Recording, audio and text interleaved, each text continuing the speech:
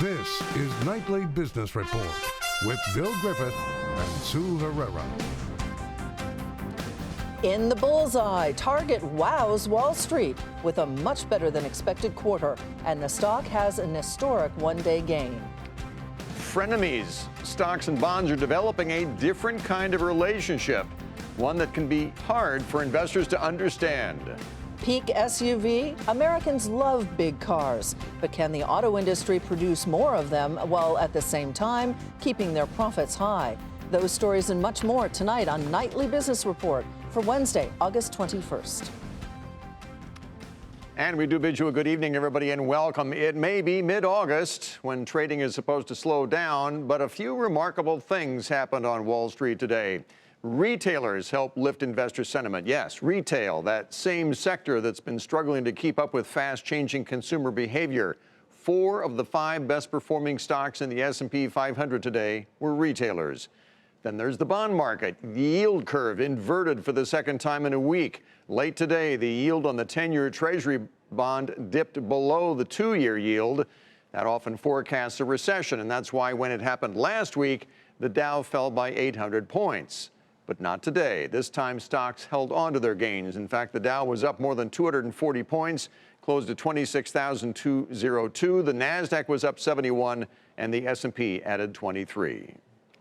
So let's start with retail and Target's surprise quarter. The big box retailer blew past every Wall Street estimate forecast thrown at it. And that's not something that you hear very often when it comes to retail, which has seen a number of traditional stores struggle to figure out what consumers want. Target soared 20%, its best one-day gain ever. Its market cap is now above $50 billion for the first time, and shares are nearly 4 times higher today than they were in 2008. Courtney Reagan takes a look at what Target is getting right.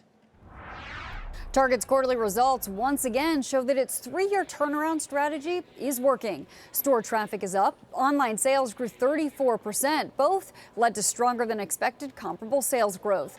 The retailer's same-day online order fulfillment options, Drive Up, Pick Up, and Shipped delivery service more than doubled their sales in a year.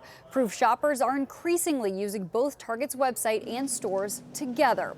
Most retail experts agree Target's management team has done a good job executing a strategy that's resonating with shoppers, but a strong U.S. consumer also contributes to Target's performance. On a media call, I asked CEO Brian Cornell how he views the economy and consumer. Cornell's answer, quote, "As I have said for some time now, we continue to see a healthy consumer environment. Consumer confidence remains strong. There's been a reduction in fuel prices, which we think is important for consumers. Unemployment remains low and wages are growing." So you are also seeing some of the biggest retailers getting incremental share from some of the smaller retailers. We probably think those trends will continue, but you couple that with a broadly healthy consumer environment and the big retailers doing better, and I think you can continue to see those big retailers continue to outperform. There are categories that they serve that are still challenged. Apparel has a glut of inventory across the sector. Consumer electronics suffers from a lack of newness. And so the fact that they're going to have to navigate that does present some challenge. But what Target has shown for the last several quarters is that they're up to the challenge. And like other retailers, Target will be dealing with new tariffs on Chinese-made clothing, shoes, toys, and electronics in September and December. On the earnings call, Cornell acknowledged it creates, quote, uncertainty and complexity, but said Target is confident in its ability to navigate through it. For Nightly Business Report, I'm Courtney Reagan. And the big day for retail wasn't just about Target. Lowe's reported better than expected earnings and revenue as well. The home improvement retailer's CEO cited higher customer demand, especially from professional contractors who tend to spend more than do-it-yourselfers. And he said that the potential impact of U.S. tariffs on some Chinese goods is already baked into its full-year earnings forecast. And the news helped lift that stock by 10% in today's session. Nordstrom reported a solid quarter as well, despite being considered a department store, and they are facing more challenges than the big box retailers. The upscale retailer beat profit estimates thanks to stronger online sales. The company has been investing heavily in its digital business as well as its inventory, and that sent the stock higher in initial after-hours trading. A clear trend has emerged from all the retail earnings that we have seen in the past week or so. The so-called big box retailers like Walmart and Target are doing very well. Most department stores like Macy's are not. Nordstrom turned out to be an exception in that report today. But what does it all say about the consumer and the economy? Joining us tonight is John Morris. He's Senior Brand Apparel Analyst at D.A. Davidson. Thanks for joining us tonight, John. Good to be here. And you say it really is about the consumer just looking for better value, right? I think that's a very key element of it. I mean, there's a couple of things going on, but let's start with that. If you look at the dichotomy that you set up, it's perfect. It really becomes crystal clear. On the one hand, you've got the names that you were talking about, Walmart, Target, add to that list, TJX. On the other hand, you've got Macy's. You know, while Nordstrom was good, their revenues were low. Look at the difference. The consumer's looking for value, and I think it's value in those companies that have been reinvesting in their businesses, as those big box guys have, to be able to execute to the customer both in-store and online, and for the customer that wants value. And I think that's where you're seeing the pattern emerge. In addition to value, there has to be a reason for someone to go into a brick and mortar store, is there not? Yeah, very good. You know, if you think about what's happened with this shift from the retail paradigm as a result of the disruption of the internet, what you really have is it's no longer about the distribution channel, that is department stores offering a wide array of choices. The consumer is now empowered, and what does that mean? He or she shops by brand. First online, they look online, they check it out, they get knowledge, and then they're much more dedicated. So that retailer or brand needs to be highly focused and ready to deliver. And that's what you get, whether it's a Walmart because of the value, TJX because it's brands at really good pricing, or some of the other operators that are highly focused, like we mentioned, Home Depot and Lowe's. And it's not just what you're selling these days, it's how you sell it, with delivery being very important for companies like Target and Walmart, which are really improving the delivery right now. So convenience is obviously a very big factor as well, isn't it? Yeah, but it's also, you know, I'm glad you mentioned that, because one of the reasons why Target cited the better than expected results is because they're doing a better job of same-day delivery. I mean, this is how these retailers can fight back to the Amazons of the world. If they have a number of stores, they can then deliver same day very quickly, very fast, or they can provide you service in the store. So they can come at it from a number of different angles, and that's where the delivery, whether it's in store through service, right, whether it's same day or what have you, makes a difference. John Morris with D.A. Davidson. Again, thanks for joining us tonight, John. You bet. Shifting now to the economy, existing home sales in July rose to a 5-month high thanks to lower mortgage rates and a strong labor market. According to the National Association of Realtors, sales of previously owned homes rose 2.5%, slightly better than expectations. This report marked the first year-over-year uptick in nearly a year and a half. Existing home sales make up a large part of housing market activity. Federal Reserve officials were sharply divided when they voted last month to cut interest rates for the first time in a decade. According to the minutes of that meeting, which were released today, the decision was seen as a recalibration of policy. It was not intended to start a preset course for more easing. Some members of the committee wanted a deeper cut. Others wanted no cut at all. But policymakers did agree that Washington's trade strategy is creating a headwind for the economy. President Trump said he is no longer considering tax cuts because he says the economy is strong. As we reported yesterday, the president said he was considering cutting payroll taxes and examining whether to reduce capital gains taxes by indexing gains to inflation. Today, he explained his change of mind. I'm not looking to do indexing. I've studied indexing for a long time. I think it will be perceived if I do it as somewhat elitist. I don't want to do that. I want taxes for the middle class, the workers, the people that work so hard. If I wanted to do it, I believe I could, but I'd need a letter from the Attorney General. The economic expansion became the longest on record this summer, though there are some warning signs. Overall growth is slowing, and as we mentioned, bond yields inverted last week and once again today. And although it did not happen today, the trend lately has been that when bond yields fall, stocks tend to do the same. Investors are just trying to decipher that seemingly odd relationship. Right now, some see stocks and bonds as frenemies. Mike Santoli explains. Stocks and bonds have a complicated relationship, and lately, bonds have been firmly in control of it. The steep drop in bond yields this month has knocked the stock market off balance as investors view the rush of 10-year treasuries to 3-year lows below 1.6% as a worrisome sign for economic growth and the Federal Reserve's ability to support the expansion on its current interest rate path. The recent pullback in the S&P 500, which at its worst last week fell more than 6% from its late July record high, got rolling just as the 10-year cracked below 2%. Even on a minute-to-minute basis, declines in yields have weakened share prices, while nearly the entire 3% bounce in stocks over the past several days has occurred at times when yields have stopped falling and lifted off their lows. And yet, it's not entirely the case that low yields are all bad for stocks. Low rates act to support equity valuations on a relative basis, making stocks appear cheaper compared to bonds than they have since the sharp sell-off in late 2018 and before that in 2016. A majority of large stocks now have dividend yields higher than the 10-year Treasury, as does the S&P 500 itself, which now has about a 2% dividend payout. Very low yields have boosted more stable defensive stocks such as utilities and consumer staples, along with very big growth stocks with strong profit potential seen for years to come without reliance on a hot economy. Now, this probably means the best setup for stocks at this point would be a modest lift in yields that allows more cyclical sectors and financial stocks to recover from sharp losses, while easing some of the more intense fears of recession that the yield collapse has fueled. For Nightly Business Report, I'm Mike Santoli.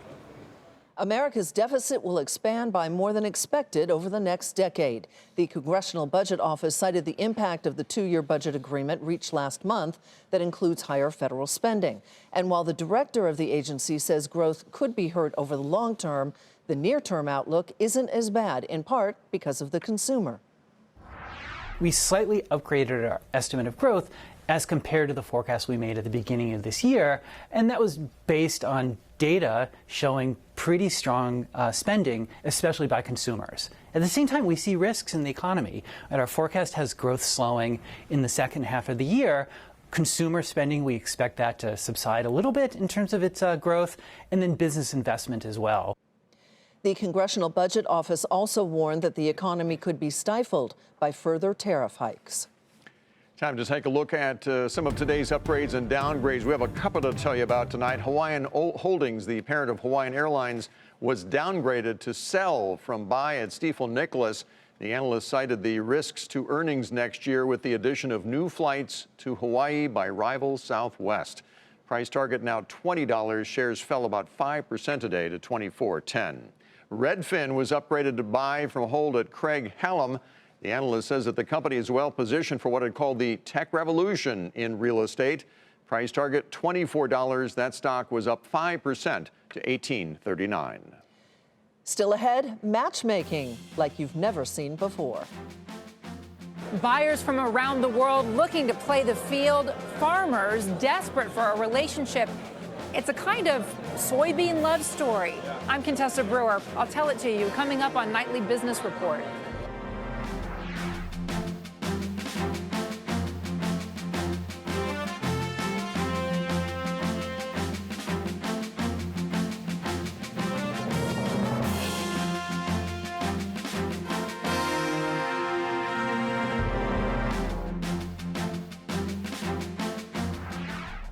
President Trump today defended his administration's actions in the ongoing trade war between the U.S. and China. But that trade war has left American soybean farmers without one of its major export markets. So some of them went to Chicago today to attend an exchange of sorts where they meet with buyers who are in search of new partnerships. Contessa Brewer reports tonight from the Windy City. This is GMO. This is Roundup beans. From farm to table. At a trade exchange in Chicago, it's a kind of soybean speed dating. Farmers are desperate for a relationship. We're 3 weeks away from the harvest of our soybean crop. It's We have no contracts booked. Agricultural suitors have their pick of the global crop. The world market has changed and China hasn't bought any beans in the last months. 400 buyers from 50 different markets from around the world. They're playing the field, touring U.S. farms, but keeping an eye on attractive competitors. I think that the Brazilians are doing all they can to take advantage of this situation, to expand their production in Brazil, expand their relationships in China. So that is a real risk. Likewise, Russia starting to produce more soy. Thanks to the sour trade relations with China, jilted U.S. farmers come to the table with a lot of baggage. More than 1 billion bushels of unsold soybeans, a record amount. Soybean prices are near a 10-year low, plummeting from more than $10 a bushel before the trade war to about $8.50 now.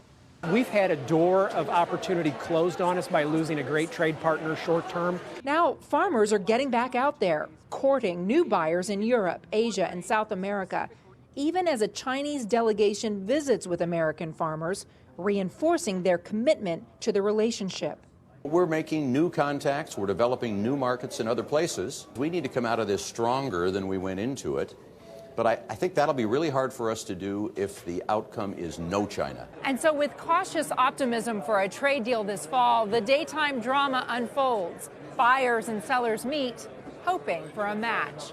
In Chicago, Contessa Brewer, Nightly Business Report.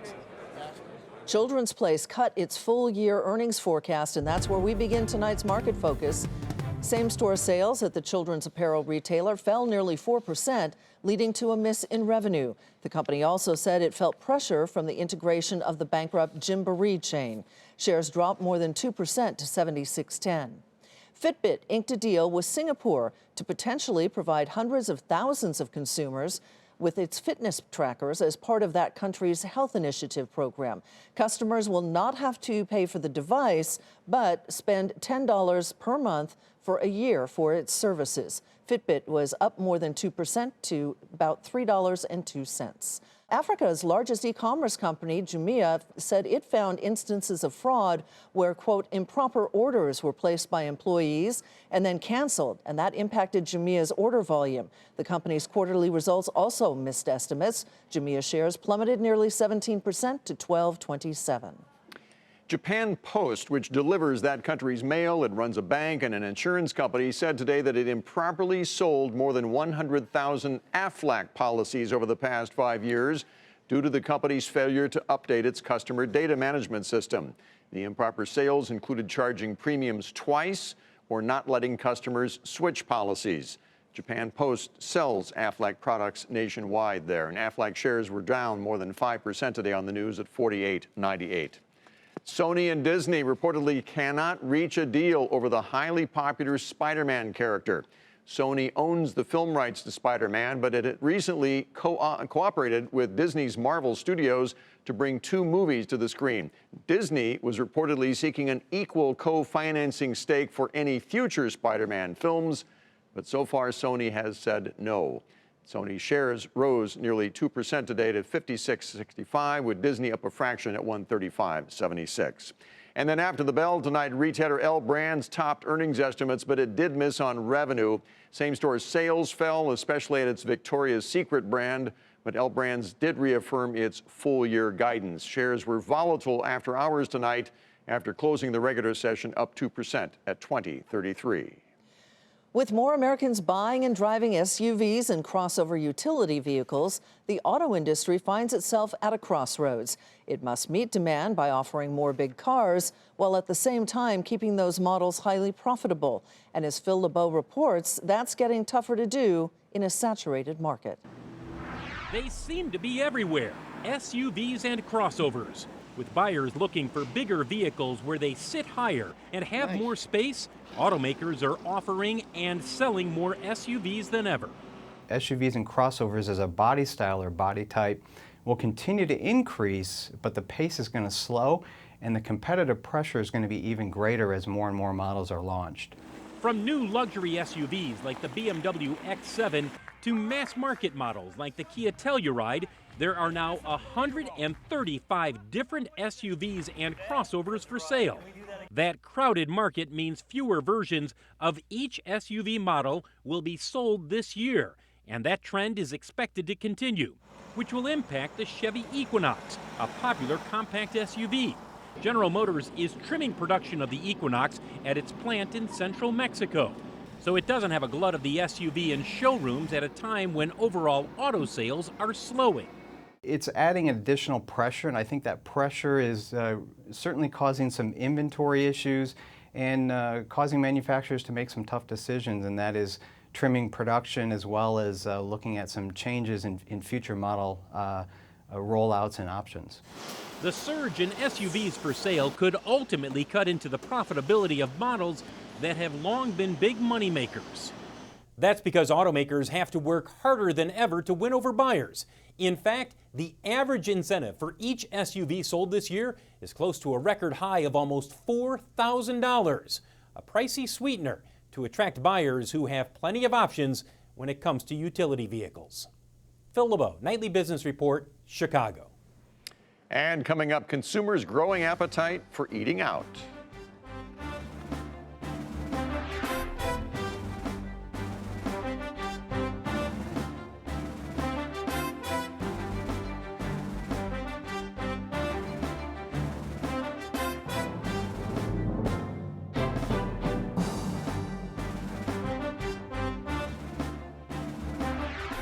The number of 401k millionaires is at a record. In the second quarter, there were 196,000 Fidelity plans with balances of $1 million or more. Analysts say investors were able to recoup the money lost at the end of 2018. Fidelity is the largest provider of 401k plans.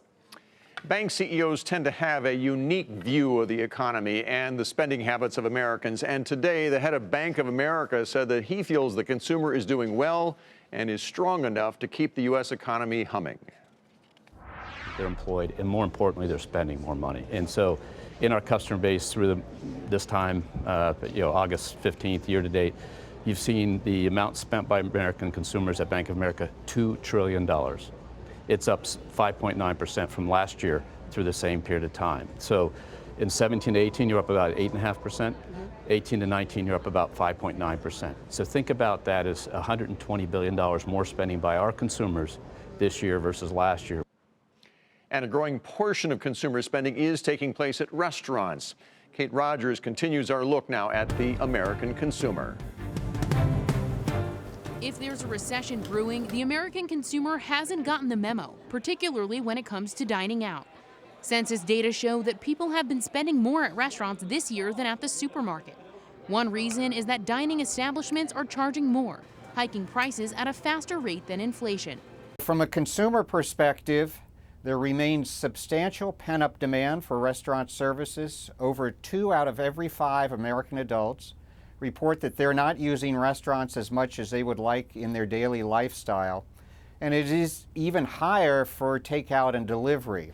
But higher prices aren't driving consumers away from spending at restaurants. In fact, the National Restaurant Association projects total sales at food and drink places will hit $863 billion in 2019. That's an increase of 3.6% over last year and a new all-time high.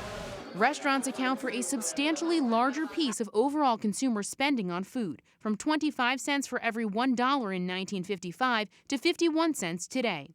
The trend is helping the industry's bottom line. From Chipotle to Starbucks and McDonald's, tech upgrades, expanded delivery offerings, and more modern stores are luring customers. Unemployment rates at historic lows are also helping. And even if the job market weakens, spending on dining out will likely not fall off entirely. The typical consumer equates restaurant usage with a certain standard of living. It's pretty difficult for them to cut back their visits. It does alter their total spending. And even during softer economic times, they will continue to patronize, but that patronage pattern definitely does change in line with what happens to income and employment growth. While recession chatter swirls, the restaurant industry isn't expressing concern just yet. For Nightly Business Report, I'm Kate Rogers in Englewood, New Jersey.